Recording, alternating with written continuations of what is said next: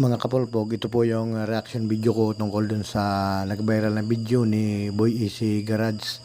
Dahil nga dun sa Mitsubishi Adventure na nabulwak na nga, okay pa daw yung makina, pinipilit pa rin na okay pa daw yung makina. Hindi naman kasi pinupulot yung pambili ng sasakyan, kawawa naman yung makakabili. At sana magkaroon din sana ng respeto sa ating kapwa dahil hindi lang sa pera tayo nabubuhay.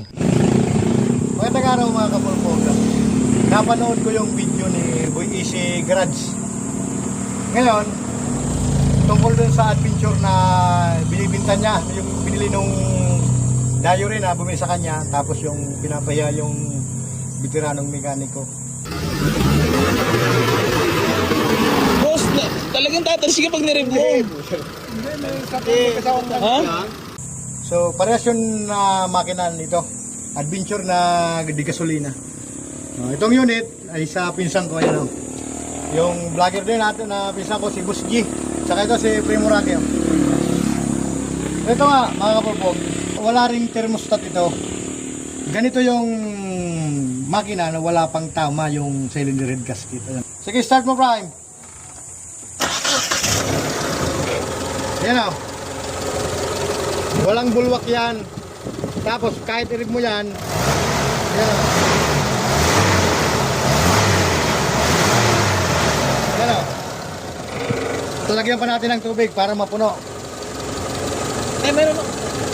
May nadad dyan. Yan o.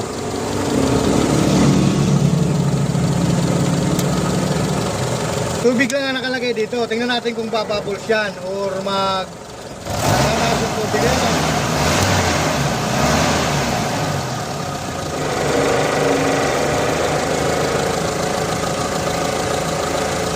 Kung makikita naman ninyo, imbis na pag nirevolusyon, imbis na bumuga, pahigop. Ayan o.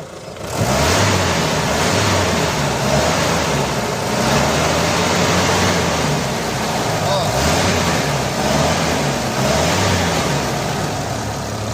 Sige ba na?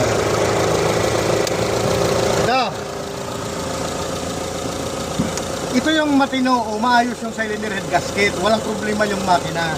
Yung makina niya na pinakita dun sa vlog niya ni Boy Easy Garage na pag nirevolusyon ay natalsik, may problema yung head gasket doon. Yan o.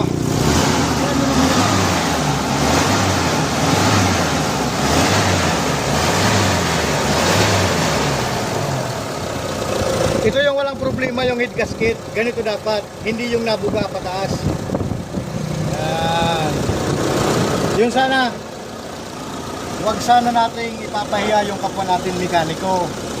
Kasi sa tanda at sa edad ni tatay, yung karanasan noon, sobra na, grabe na yung karanasan noon. Although puro old model, pero kahit ako hindi ko pa kayang pantayin yung karunungan noon, yung kalaman noon. Kaya respeto, aminin kung ano ang mali. Saka huwag ipipilit yung mali. Yun lang po, just saying lang.